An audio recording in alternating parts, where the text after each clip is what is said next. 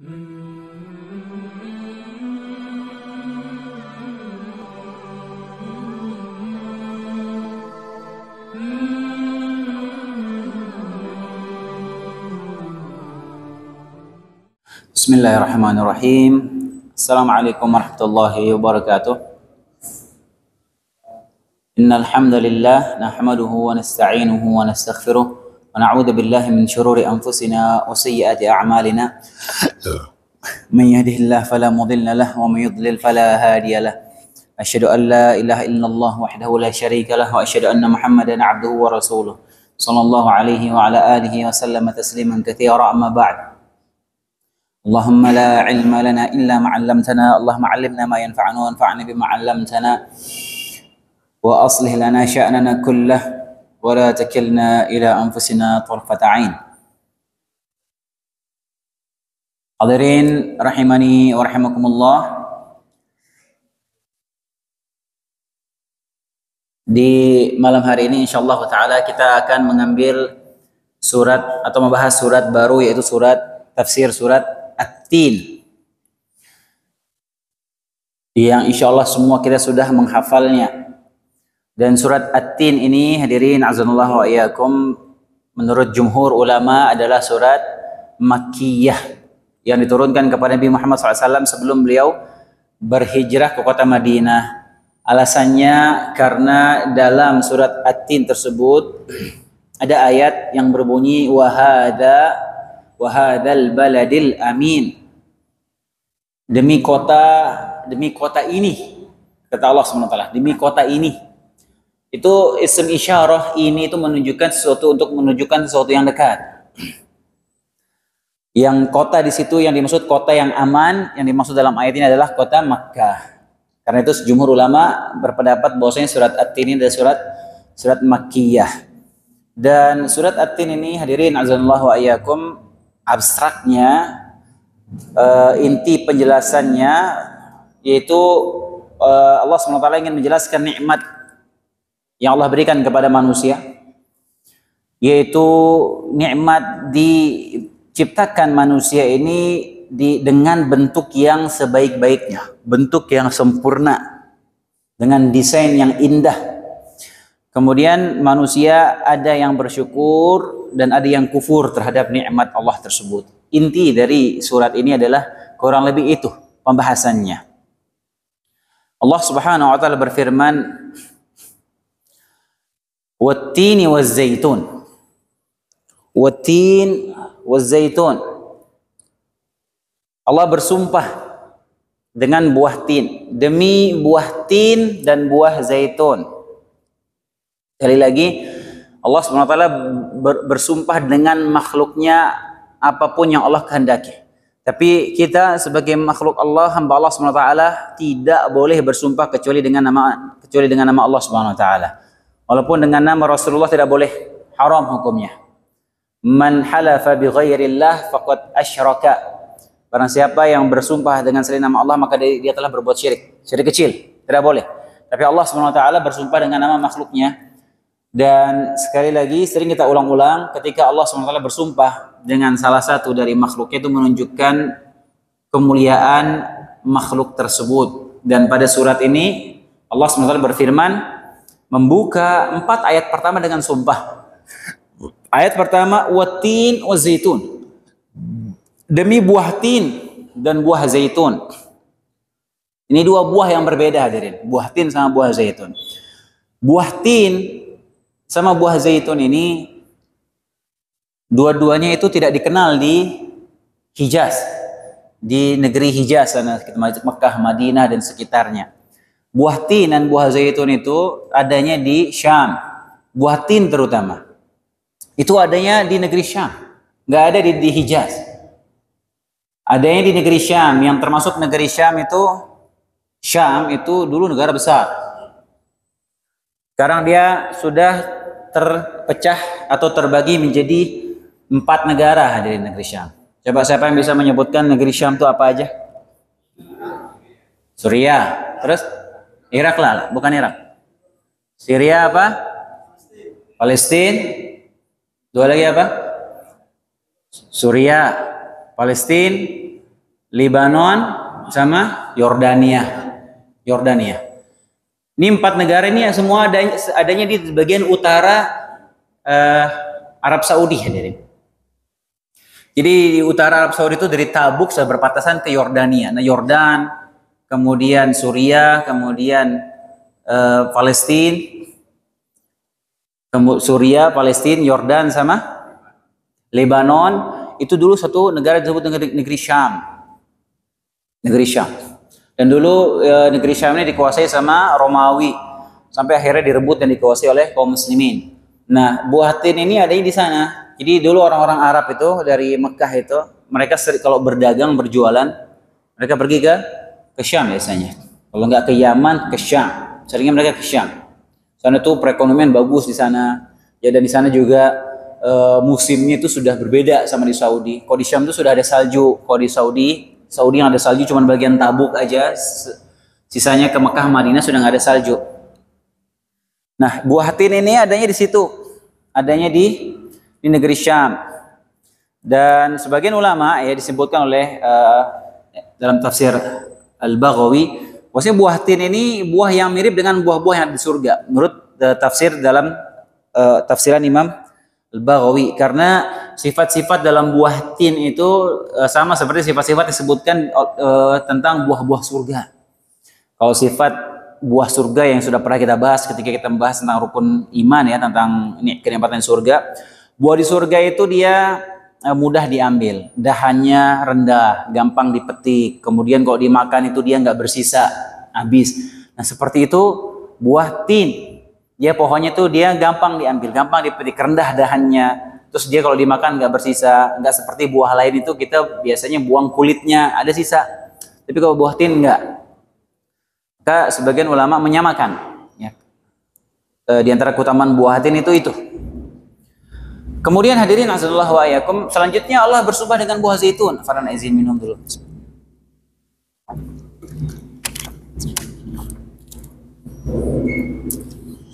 Buah zaitun ini juga tidak kalah spesialnya dibandingkan buah tin, hadirin.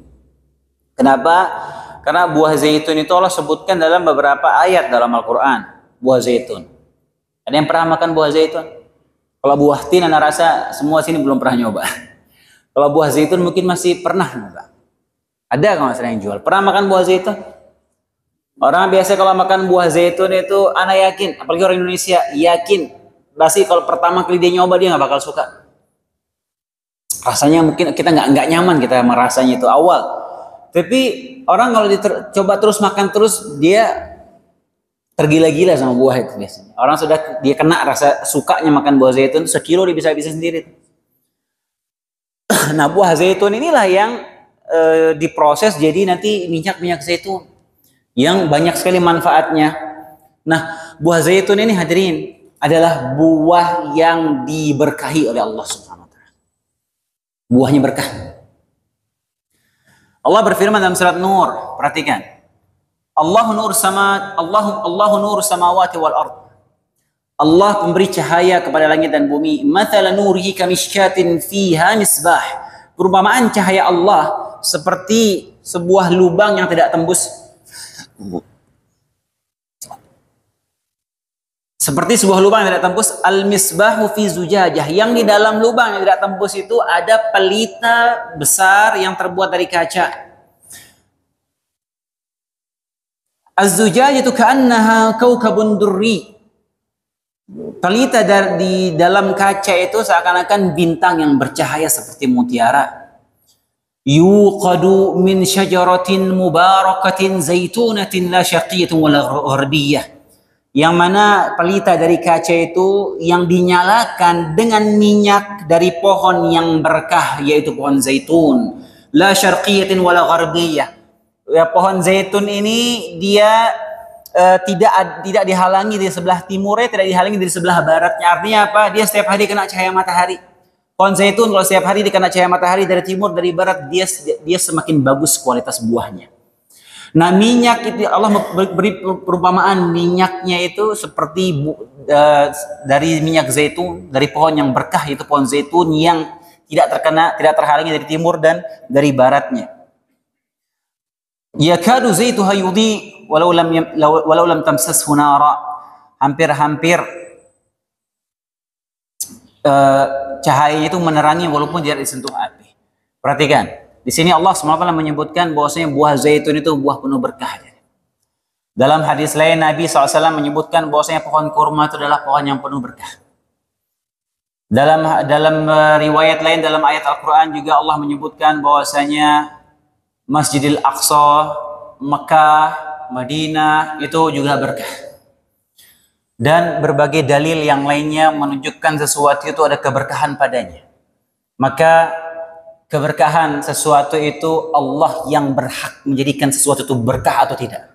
Karena sumber keberkahan adalah Allah Subhanahu wa taala. Tabarakalladzi biyadihil mulk, tabarakalladzi asra bi'abdihi, tabarakalladzi dan seterusnya. Dalam ayat-ayat telah menyebutkan bahwasanya Allah itu maha berkah dan Allah lah yang berikan keberkahan kepada siapapun atau kepada apapun yang Allah kehendaki. Jadi kita tidak boleh mengklaim sesuatu itu berkah kecuali dengan dalil. Ini perlu digarisbawahi. Ini penting sekali. Karena kalau enggak sekarang semua orang mengklaim sesuatu itu berkah. Tiba-tiba orang bilang pohon ini berkah. Tiba-tiba orang bilang oh kuburan ini berkah. Sehingga apa efeknya? Dari klaim sepihak seperti itu, akhirnya orang pada ngalap berkah dengan cara yang tidak sesuai dengan syariat. Dan ini banyak terjadi khususnya di negeri kita Indonesia ini hadirin. Ya ada anak lihat waktu itu ada pohon, anak nggak tahu itu pohon apa ya. Di mana posisinya pohon, ada gundukan tanah di bawahnya, entah dari mana asal usulnya dibilang pohon ini berkah. Akhirnya orang pada datang ke sana, ya ngusap-ngusap tanah itu, kunci motor, kunci mobilnya dicolok-colokin ke tanah itu biar berkah. Lihat, tidak boleh kita mengklaim sesuatu itu berkah kecuali dengan dalil, dan cara kita mengambil keberkahan dari sesuatu yang berkah itu juga harus sesuai dengan dalil. Nggak sesuai dengan tidak dengan cara kita sendiri. Kota Mekah itu penuh keberkahan. Bagaimana kita mendapatkan keberkahan di situ? Dan kita beribadah di situ. Beribadah di Kota Mekah itu kita dapat keberkahan ya. Bukan kiswah Ka'bah digunting, bawa pulang. Nah, cara kita mengambil keberkahan juga harus sesuai dengan tuntunan syariat. Ini penting hadirin ya, karena banyak orang yang keliru ya dalam bab ini. Nah, diantara yang ada dalil yang menunjukkan itu berkah itu buah zaitun, buah zaitun. Dan pohon zaitun ini juga tumbuhnya di negeri Syam, ya yang bermanfaat sekali minyaknya. Orang Syam itu kalau masak-masak mereka biasa pakai buah zaitun. Makanya kalau orang negeri Syam itu kulitnya bagus sekali hadirin. Bagus sekali. Kalau kita lihat orang-orang Palestina, orang-orang Suriah itu yang lakinya saja itu kulitnya putih, cerah bukan main. Lakinya loh. Putihnya itu putih yang bagus sekali, warna kulit itu yang menyala cerah. Cowok kayak begitu. Orang-orang Syam, Masya Allah. Mereka biasa makan zaitun, apa-apa kasih zaitun. Ya zaitunnya mereka bagus ya, Insya Allah. Dalam ayat ini Allah berfirman, wa syajaratan takhruju min turi Saina tanbutu bid-duhni wa sibghil lil akilin, dalam surat Al-Mu'minun. Dan kami tumbuhkan pohon zaitun yang tumbuh dari gunung Sinai yang menghasilkan minyak dan bahan pembangkit selera bagi orang yang makan. Karena ya hadirin azanullah wa iyakum, Allah bersumpah dengan buah tin dan buah zaitun karena kedua buah ini adalah buah yang menakjubkan. Ya yang spesial, yang banyak manfaatnya. Ya Allah bersumpah dengan dua buah ini. Dan juga sebagian ulama menyebutkan kenapa Allah membuka ayat surat ini dengan bersumpah dengan dua buah itu untuk menarik perhatian orang-orang Quraisy ketika itu. Karena mereka paham ketika disebut buah tin, buah zaitun, langsung pikiran mereka ini menuju negeri Syam. Karena itu buah tin sama buah zaitun itu ada di situ. Jadi untuk menarik perhatian mereka seperti Abu Lahab, Abu Jahal dan yang lainnya. Yang disebutkan watini zaitun, ini sedang berbicara tentang negeri Syam. Karena buah itu ada di negeri Syam. Makanya sebagian ahli tafsir ya, sebagian salaf menafsirkan ayat ini itu Allah bersumpah dengan negeri Syam. Sebagian salaf memaknainya ini Allah sedang bersumpah dengan negeri Syam. Makanya Allah bersumpah dengan dua buah tadi. Kemudian waturi sinin, ayat keduanya waturi sinin, dan demi bukit Sinai. Demi bukit Sinai. Tur itu artinya gunung atau bukit yang dipenuhi dengan pepohonan. Itu maknanya tur. Kalau dia gunung itu dari batu, seperti yang banyak kita lihat di Mekah atau Madinah, bukan dikatakan dia tur. Tur itu ketika dia ditumbuhi pohon-pohonan. Wa turi sinin. Sinin pada ayat ini hadirin maknanya adalah Gunung Sinai. Gunung Sinai atau Bukit Sinai. Di mana pertama kali Allah Subhanahu wa taala memanggil Nabi Musa dan berbicara langsung kepada Nabi Musa alaihissalam di Bukit Sinai itu. Itu yang Allah bersumpah dengan Bukit Sinai tersebut. Jadi ketika orang mendengar ayat ini langsung tertuju pikirannya kepada Nabi Musa alaihissalam. Karena gunung itu terkenal sebagai tempat Allah Subhanahu wa taala berbicara langsung kepada Nabi Musa. Wa hadzal baladil amin. Ayat ketiga, wa hadzal baladil amin. Ini masih sumpah ya. Ayat kedua tadi sumpah demi Bukit Sinai. Ayat ketiga demi kota yang aman ini. Wa hadzal baladil amin. Demi kota yang aman ini. Kota apa ini maksud ini hadirin? Kota Mekah. Kota Mekah.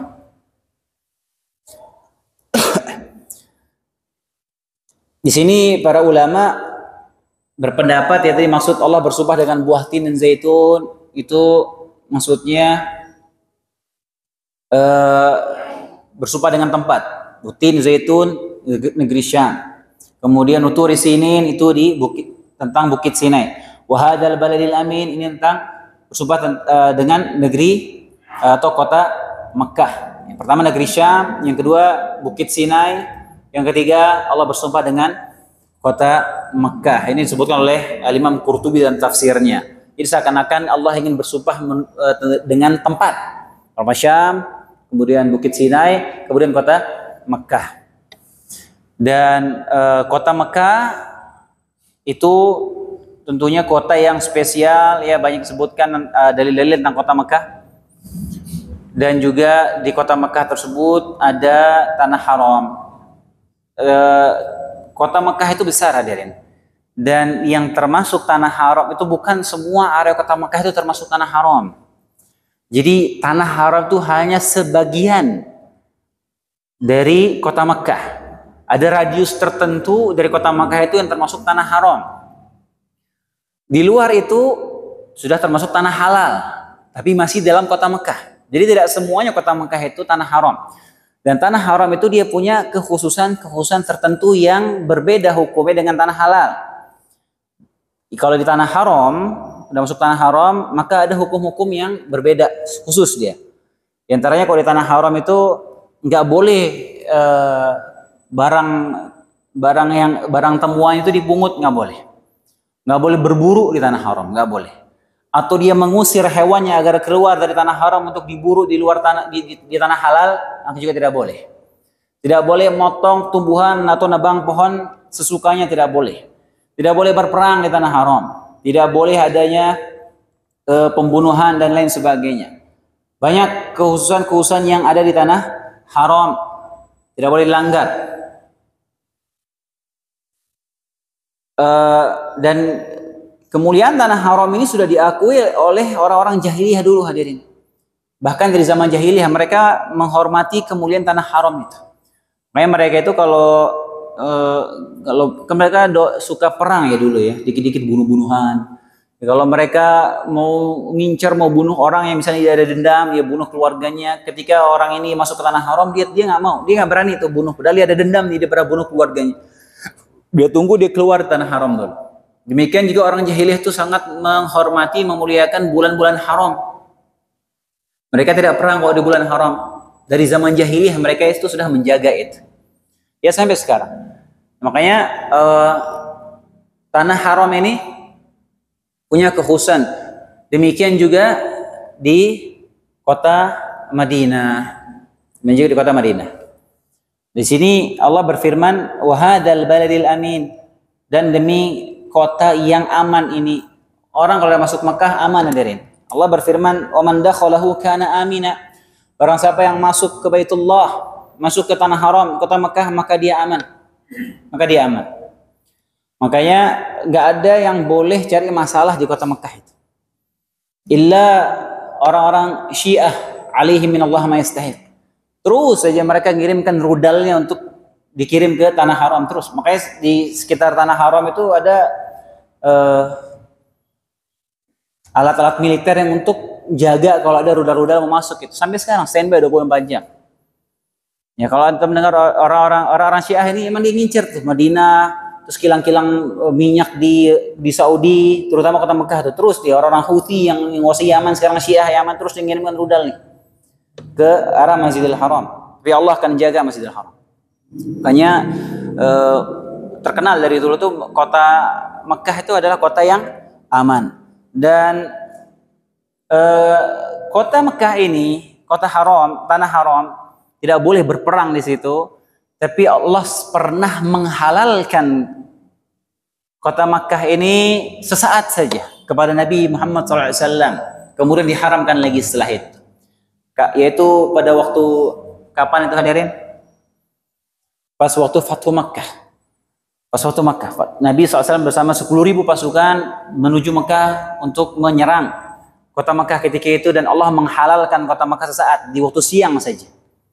Kemudian setelah itu Allah mengharamkan kembali. Nabi SAW bersabda dalam hadis sahih, wa innama adina li fiha sa'atan min nahar thumma adat hurmatuha al-yawma ka hurmatiha bil amsi. Sungguhnya Allah telah mengizinkanku pada suatu saat di siang hari untuk berperang di kota Mekah. Kemudian dikembalikan kesuciannya hari ini sebagaimana kesuciannya sebelumnya. Yang disahih riwayat Bukhari Muslim. Makanya ketika itu Allah izinkan. Bahkan ada beberapa orang yang Nabi fatwakan ketika itu, kalian kalau bertemu sama orang-orang ini bunuh. Walaupun dia gelantungan di Ka'bah minta perlindungan. Khusus pas hari itu saja. Karena orang-orang yang dendekot-dendekot yang jahat sekali sama Islam, ada beberapa orang yang Nabi SAW perintahkan untuk dibunuh ketika itu. Kemudian hadirin azanallahu wa iyyakum.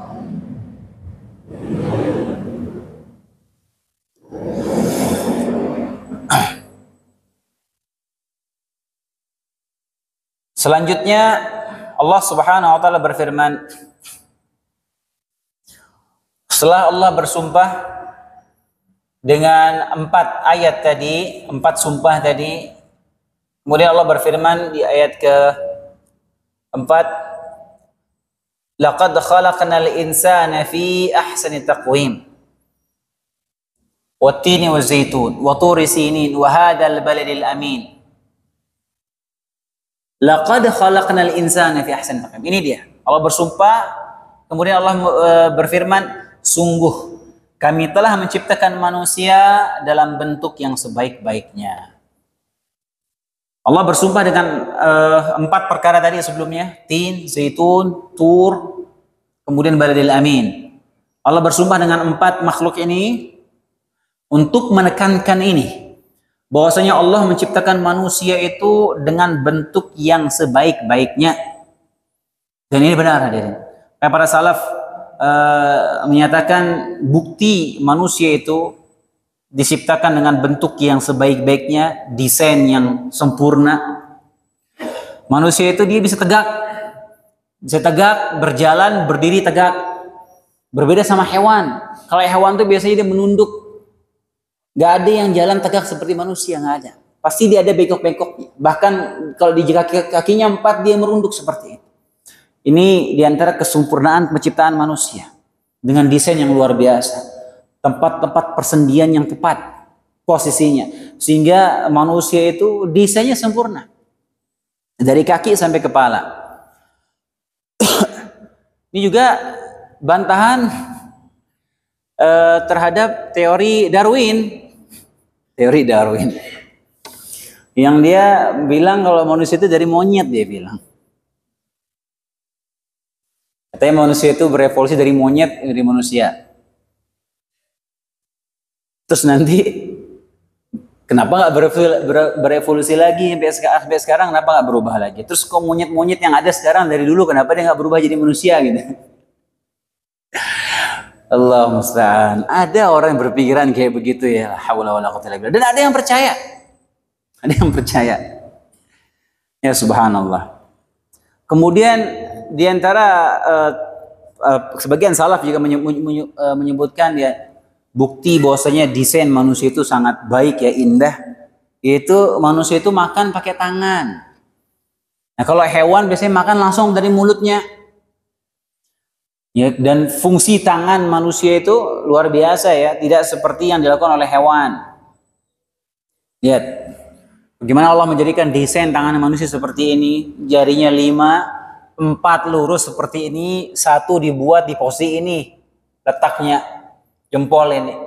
Jempol ini hadirin, kalau nggak ada, ini jempol, kalau Allah kasih nggak ada semua begini doang jari, coba antum bayangin, antum mau buka kunci nggak bisa, mau pasang kancing nggak bisa. Coba, mau cengkram sesuatu nggak bisa. Jempol ini, antum mau narik resleting nggak bisa kalau nggak ada jempol. Coba antum bayangin. Lihat bagaimana ajib desain manusia ini luar biasa. Ya dengan persendian-persendian yang letaknya luar biasa. Ya subhanallah. Kuping manusia dijadikan di sini letaknya. Terus dia punya daunnya lentur. Coba kalau kupingnya ini, daun telinga ini dia kaku ada tulangnya. Gimana antum mau tidur? Mau tidur nyamping nggak bisa, tapi Allah jadikan dia lentur seperti ini. Saya goyang, subhanallah. Gimana kalau kuping antum ini posisi di atas ini coba misalnya? Ya subhanallah. Ya luar biasa. Ya, atau kuping posisi di paha misalnya. Pakai headset di sini gitu. Ya subhanallah. Ya, gimana kalau hidung antum, kalau hidung kita ini posisinya kebalik dari lubangnya di atas coba gimana? Kalau ke atas, lihat begini posisinya jadi subhanallah. Ya coba kalau kita merenungi itu hadirin, bagaimana ajibnya Allah menjadikan desain manusia seperti itu. Akan menambah keimanan kita. Makanya Allah berfirman, "Wa fi anfusikum afala tubsirun." Dan dalam diri kalian tuh lihat.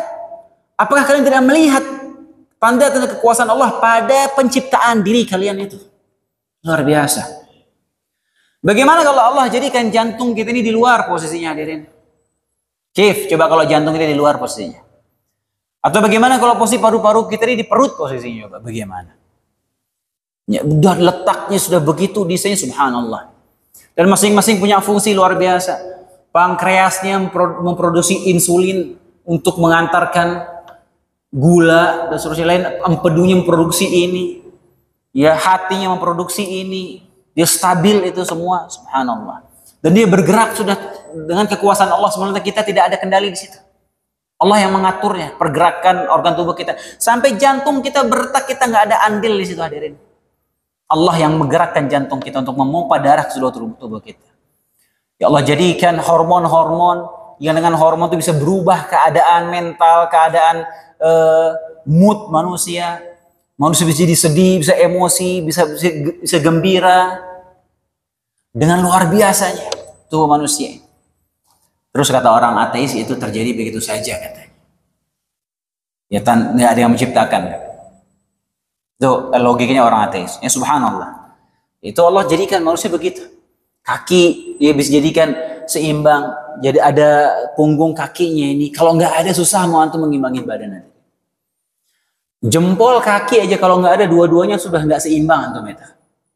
Ya, subhanallah. Luar biasa. Penciptaan manusia luar biasa. Demikian juga Allah menjadikan manusia ini punya lisan. Lidah ini. Dengan lidah ini dia bisa berbicara tidak seperti hewan. Hewan nggak bisa berbicara seperti manusia. Demikian juga Allah menjadikan manusia ini punya akal yang tidak dimiliki oleh hewan. Demikian juga Allah menjadikan manusia ini bentuknya rupawan, wajahnya rupawan. Nggak seperti hewan. Allah jadikan manusia ini punya sifat karakter tertentu yang itu menakjubkan. Ada yang lembut, ada yang baik, ada yang Masya Allah. Manusia beragam, punya sifat-sifat yang Allah jadikan kelebihan bagi manusia seperti itu. Allah berikan manusia ini mata yang luar biasa. Ya kalau kita renungkan jumlah syaraf pada mata kita ini disebutkan oleh sebagian orang ahli medis itu sampai puluhan juta syaraf. Mata kita ini yang mengirimkan ke otak. Syaraf-syaraf tersebut nyambung ke otak. Yang masing-masing syaraf itu punya fungsinya masing-masing.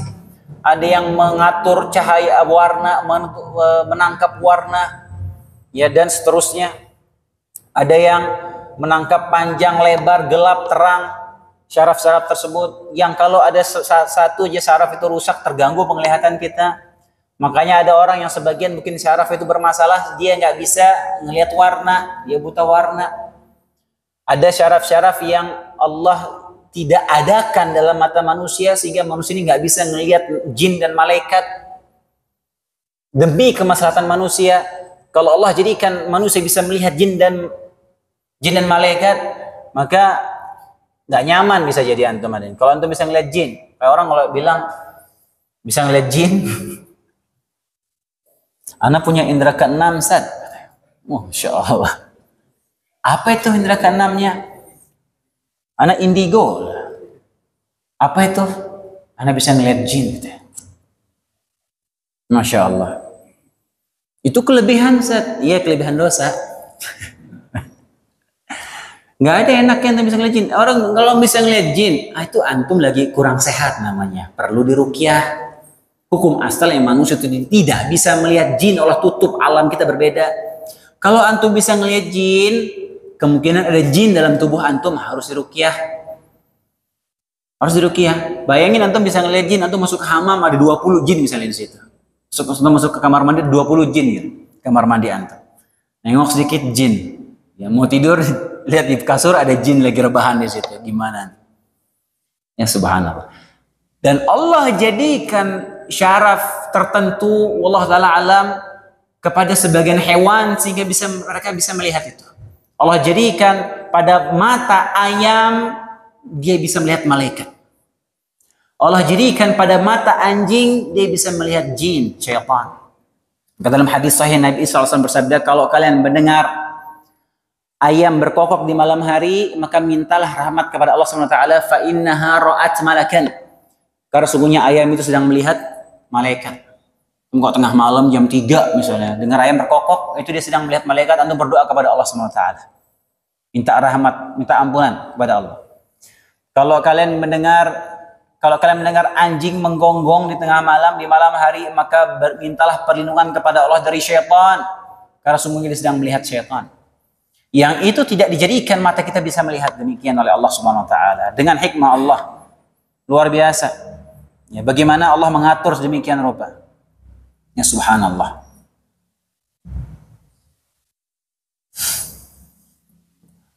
Kemudian ayat kelima Allah berfirman, "Tsumma radadnahu asfala safilin." Nah, setelah Allah menyebutkan nikmat tersebut, nikmat Allah jadikan manusia ini dengan desain yang sempurna, ya dengan desain yang indah, luar biasa, dengan ciptaan yang sebaik-baiknya. Kemudian Allah berfirman, kemudian kami kembalikan dia ke tempat yang serendah-rendahnya. Tsumma radadnahu asfala safilin. Kemudian kami kembalikan dia ke tempat yang serendah-rendahnya. Jadi inilah inti pembicaraan dalam surat At-Tin ini.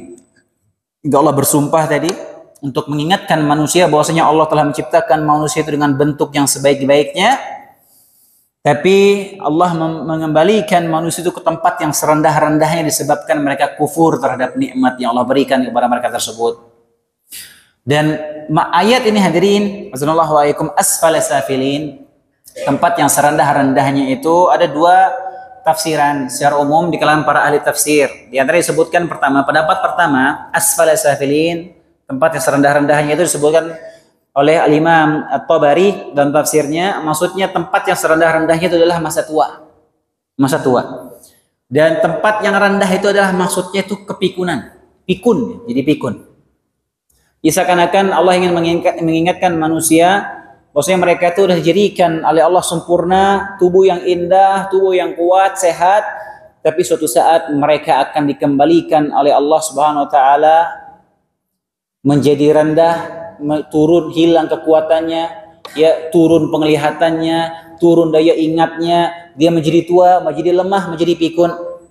Maka terkadang orang yang sudah tua, ada tua sekali, itu dia kembali seakan-akan jadi seperti anak kecil hadirin. Orang yang sudah tua dia seperti anak kecil lagi dia, subhanallah. Ya, mungkin dia sudah lupa, mungkin kadang dia ngomong ngelantur, mungkin dia sudah tidak bisa, mohon maaf, dia buang hajat di kamar mandi sebagaimana biasa, seperti anak kecil lagi. Ya subhanallah. Pendapat kedua, asfal safilin, ini dipilih oleh Ibnu Katsir. Maknanya adalah asfalis safilin, yaitu artinya neraka jahanam. Di dalam surat ini Allah SWT menyebutkan tentang orang-orang kafir yang Allah berikan nikmat berupa tubuh yang sehat, akal yang cerdas, badan yang kuat, tapi mereka kufur kepada Allah SWT sehingga Allah mengembalikan mereka ke tempat yang serendah-rendahnya, yaitu apa? Neraka jahanam yang paling dasar, wal iyad billah. Kemudian ayat yang ke-6, illal ladzina amanu wa 'amilus shalihat falahum ajrun ghairu mamnun. Kecuali orang-orang yang beriman dan beramal saleh, maka mereka akan mendapatkan pahala yang tidak ada putusnya, kata Allah SWT. Jadi kalau kita kembali ke pendapat yang pertama tadi, bahwasanya yang asfal safilin itu artinya tua, menjadi tua dan pikun, tapi dia tetap orang yang beriman dan beramal saleh, maka dia akan tetap mendapatkan pahala sebagaimana sebelum dia tua dan pikun. Ini pendapat menurut, kalau kita kembalikan ke tafsiran pertama tadi. Jadi ketika dia orang beriman dan beramal saleh di masa mudanya, masa dia sehat, sebelum dia lemah dan pikun, dia beramal saleh, dia beriman dan beramal saleh.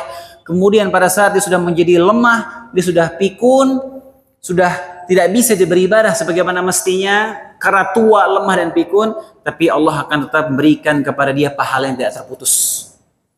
Karena mungkin ketika dia sudah tua, sudah pikun, dia nggak bisa lagi puasa, dia tidak bisa lagi beribadah seperti dia waktu masih muda, tapi Allah akan tetap berikan dia pahalanya berjalan. Dan ini sesuai dengan sabda Nabi SAW. Ini hadis sahih riwayat Bukhari.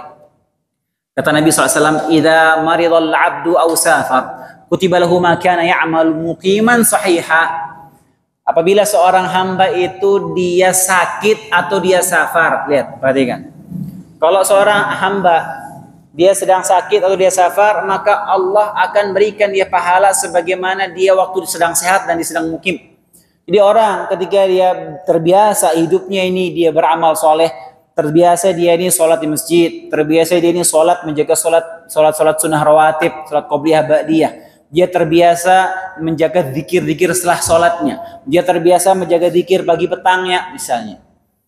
Tapi kemudian datang hari di mana dia sakit atau dia sedang safar, sehingga dia tidak bisa menjalankan rutinitas ibadah itu sebagaimana mestinya, sebagaimana pada saat dia sehat atau sedang mukim, tetap Allah berikan dia pahala sempurna, subhanallah. Ini luar biasa dia. Ya, ketika dia sakit, dia nggak bisa zikir setelah sholat misalnya. Atau dia nggak bisa zikir pagi petang, dia lagi sakit misalnya. Atau dia sedang safar, sehingga orang kalau lagi safar dia meninggalkan rawatib. Orang kalau lagi safar dia jamak, dia qashar sholatnya, sholat sunnah rawatib dia tinggalkan illa qabliyah subuh.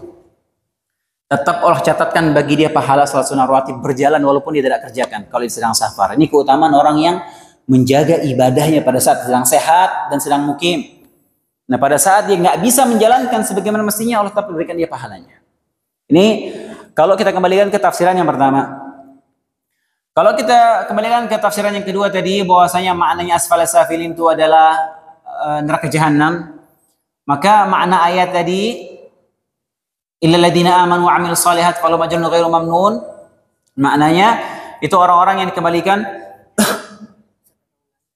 orang-orang yang dikembalikan ke neraka jahanam adalah orang-orang kafir karena tidak mensyukuri nikmat Allah Subhanahu wa taala, bukan orang-orang yang beriman dan beramal saleh. Maknanya. Dan ini pendapat yang dipilih Ibnu Katsir, dan ini insyaallah pendapat yang lebih mendekati kebenaran. Wallahu taala alam, ya, dua-duanya bisa diterima makna tafsiran ini, dan dua-duanya memang berdasarkan dalil. Jadi menurut pendapat kedua ini maknanya apa? Dikembalikan ke neraka jahanam adalah orang kafir kecuali orang yang beriman dan beramal saleh.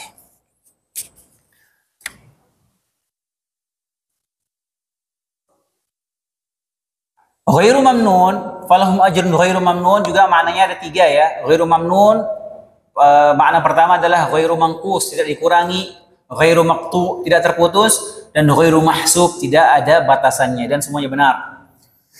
Semuanya maknanya benar. Karena nikmat surga itu tidak terputus, tidak dikurangi sama sekali, enggak terputus, dan tidak ada batasannya. Fama yukadzibuka ba'du biddin, maka Apa yang menyebabkan mereka mendustakanmu tentang hari pembalasan setelah adanya keterangan-keterangan itu? Ini ayat ke-7. Fama yukadzibuka ba'du biddin. Fama yukadzibuka. Apa yang menyebabkan mereka mendustakanmu tentang hari pembalasan setelah datang keterangan-keterangan itu? Makna yukadzibuk, dhamir ka, maknanya kamu itu, tafsirannya ada dua. Pertama, kembali kepada orang-orang kafir, sehingga makna ayat tersebut, maka apa yang menyebabkan kalian wahai orang-orang kafir mendustakan hari kebangkitan? Tafsiran kedua, ka itu huruf kaf di situ artinya kamu itu kembali kepada Nabi Muhammad SAW. Sehingga maknanya, maka apa yang membuat mereka mendustakanmu wahai Muhammad setelah datang bukti-bukti, dalil-dalil kepada mereka? Mereka mendustakan hari kiamat. Ayat terakhir, alaysallahu bi ahkamil hakimin. Bukankah Allah hakim yang paling adil? Bukankah Allah hakim yang paling adil? Ahkam itu kembali kepada dua sifat. Pertama, kembali kepada al-hukmu, hukum. Sehingga maksud ayat ini adalah ahkamul hakimin, artinya Allah adalah yang hukumannya yang paling adil. Hukuman Allah adalah hukuman yang paling adil. Makna yang kedua, ahkam di sini kembali kepada sifat al-hikmah. Sehingga maknanya apa? Allah adalah hakim yang paling hikmah. Jadi hukum Allah SWT yang paling adil. Jadi alaysallahu biahkamil hakimin. Bukankah Allah hakim yang paling adil? Nah, ini makna ahkam itu bisa jadi maknanya hukum. Itu Allah hukuman yang paling adil. Dan benar Allah hukuman yang paling adil. Allah tidak pernah atau tidak akan menzalimi hambanya sedikit pun, tidak akan. Tapi kita yang menzalimi diri kita sendiri, hadirin. Tidak mungkin Allah menyamakan antara orang yang rajin ibadah dengan orang yang malas beribadah. Tidak mungkin. Tidak mungkin Allah menyamakan antara orang yang beramal saleh dengan orang yang bermaksiat. Tidak mungkin Allah menyamakan antara orang yang zalim dengan orang yang tidak zalim. Dengan orang yang rajin dengan orang yang tidak rajin, tidak mungkin Allah samakan. Allah yang paling adil hukumannya. Ahkam. Demikian juga maknanya hikmah. Bahwasanya Allah SWT memutuskan hukum dengan hikmah yang terbaik. Itu bisa dimaknai demikian. Jadi Allah ketika menentukan suatu hukum, itu pasti ada hikmahnya yang terkadang kita tidak tahu hikmahnya tersebut hadirin. Terkadang kita tahu, terkadang manusia tahu, terkadang manusia tidak tahu hikmahnya. Tapi yang jelas hukum Allah adalah hukum yang paling bijak, yang paling hikmah. Kenapa Allah menentukan hukum ini dan itu hikmahnya oleh kita. Karena ingat, Allah Subhanahu wa taala yang menciptakan manusia dan Allah yang paling tahu mana hukum yang paling pas untuk hambanya. Allah yang paling paham. Makanya Allah menurunkan Al-Quran, mengutus para nabi untuk mengajarkan hukum-hukumnya kepada manusia. Itu yang terbaik. Suruh ikutin itu hukum Allah Subhanahu wa taala, itu yang terbaik. Itu yang paling hikmah. Baik.